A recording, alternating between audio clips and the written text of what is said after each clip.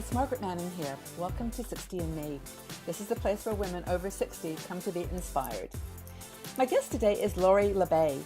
Lori is an advocate for the conversation around dementia and Alzheimer's and creating a more dementia-friendly society. She's doing some incredible work in this area, and I'm so thrilled to have you here with us, Lori. Welcome. Well, thank you for having me. You know, we've been talking on other videos about the stages of Alzheimer's and all the various support groups that are available. It's been so educational. But one thing I wanted to ask you to talk about was this whole idea that seems to be a trend these days of introducing nostalgia into the dementia treatment process.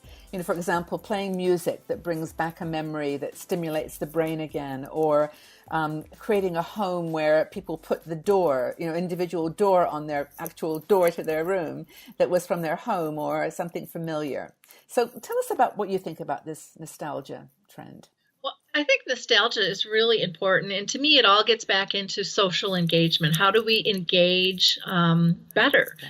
And, as the disease declines, one of the things that we have to be really conscious of is our emotional connection, again, because that's our relationships.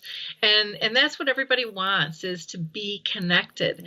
And so music is extremely powerful, just as our possessions are. They trigger moments. And it's that emotion that really is which is valuable. It's not so much the item that gets us there, but it's getting us back to that content, happy state. And so, for somebody, it could be an aroma. It might be a perfume. It might be something cooking that can bring them back in time. I remember my mom one time nibbling on a corn on the cob. And I remember watching her thinking, I just want what she has right now, because she was so happy and so content and so into this piece of corn. And it was a beautiful thing. And she was probably back at a state fair when she was younger, but she was just so joyful. So it can come in a lot of different senses.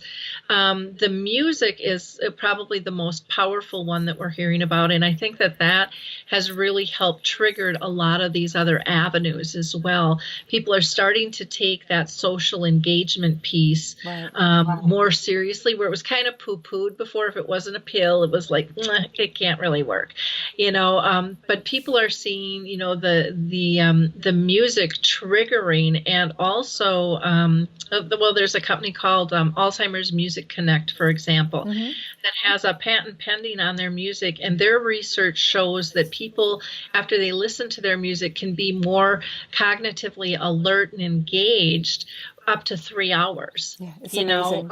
Because it uses a different part of the brain, and it's usually the last part of the brain to go, that creative piece. And so again, when we're looking at that's very important. When it comes to colors, sometimes we'll have different colors of appliances over the years. I know we went from gold to green to white to black to the silver. Some are using those types of things to make it appear more homey and make someone feel more comfortable. It can have to do with decor, with drapes and carpet, types of furniture, using an old rotary phone. I don't even know if they work anymore, or just having it be present, in a room, or an old Victrola for playing records or something like that. Those things. It could be a quilt somebody made, photos, textures and textile. It's interesting when you talk about all these things. I'm actually going with you as you're talking. I'm just imagining them myself, and they're very evocative when you use language in a descriptive way. And so I was thinking as you were talking that even when you're chatting with someone with dementia, instead of just getting them to remember things like, do you remember when we did this, or like the actual event, rather just describe it. Do you remember you had that blue coat that had that amazing fur color on it, and it was like, I bet it kept brushing on your face, and using words to create pictures rather than just say, oh, we did this. Now you were happy once. We did this, and this. Who cares? It's like it's nothing. Yeah, well, because and when we're asking someone, do you remember this? Now it's a test. Yes, Now you're exactly. adding stress onto them. Exactly. It's a right or a wrong. Yeah. And so a lot of times they'll say that they won't even want to answer that. But when you're using your descriptive words, you're getting into the feeling The of the heart of moment. it. Mm-hmm. Or sometimes we can just show photos and ask somebody, what do you think when you see this picture? What comes to mind? How does it make you feel? And then you'll find out, do they remember people in the picture? Do they remember? Can they recognize maybe it's a birthday party Yeah. or a Christmas holiday? And again, it's not about right or wrong. It's about letting them participate Mm-hmm. in the conversation, not judging it, and you know allowing people to get to that joyful, peaceful place. We all want that. So Yeah. why would we try to take that away from Yeah. people? I think part of it is we don't even know we're taking it away Yeah. because we're so busy being right or wrong. Well, we are, and we're so busy trying to do it right. I mean, that's the challenge of being a care partner is that I think you're always trying to do the right thing. Like you're not leading the conversation in that way because you think it's going to, hurt someone. It's just what you think. It's what you can do. I mean, it's why Yep. there's experts and people like some of the groups you've mentioned in the resource video that are trained at bringing that out. They Yep. just do it. They know the words. Yep. And part of it is for us to slow down Mm. and to look for the reactions. We get so used to making someone speak to us. And yet, 3/4 of our communication is nonverbal. Mm. And for whatever reason with dementia, we almost ignore the nonverbal because we so want somebody to say our name or to say a story right. And we need to Mm. look at all that nonverbal communication going on because there's a whole lot being said, through that. So again, we have to slow down. We have to expand and not take for granted, not force a certain type of communication. But we can tell if somebody's cold with them not saying a word. We can tell if somebody's sad or happy or joyful or anxious, and they don't have to say a word. And you don't have to But say a word either. no. And so we can change our reaction. We can change the environment maybe somebody's in, around the holidays, or if there's a big event together, big groups aren't always good for people and they can get really agitated Yeah. or anxious or want to pull away, or they might start wandering because it's just too loud. It's too loud for them. There's too much noise or there's too many lights or, we can change that. We can ask somebody to help us with something and pull them out of that room.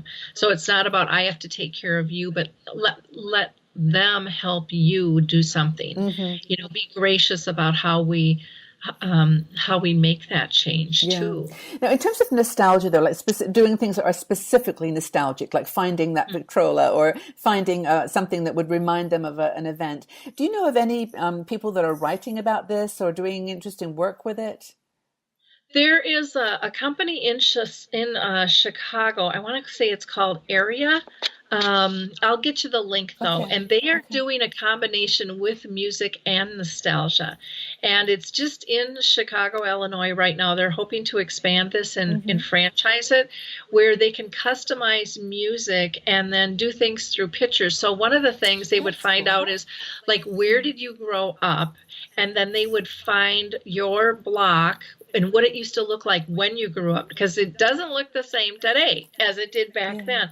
They'll go back and find things from maybe your school years in High school old. pictures and things. Yeah. Exactly, Yeah. things like that, which is pretty cool. And different, like we were talking, I said, gosh, I have an old crystal doorknob I'd love to give to you because that would probably be more So of use beautiful. Yeah. for you than just sitting on my mantle because it has some meaning and memories to me. But I think for others, he's like, yeah, that'd be a good textile piece for people to be able to touch. And they can do, just kind of these little mobile kits of different things. But again, we can do some of that stuff too when, let's say, somebody has to move, and maybe it's a couple downsizing from a home to a townhome or an apartment or something, Right. or maybe somebody has to move into a memory care.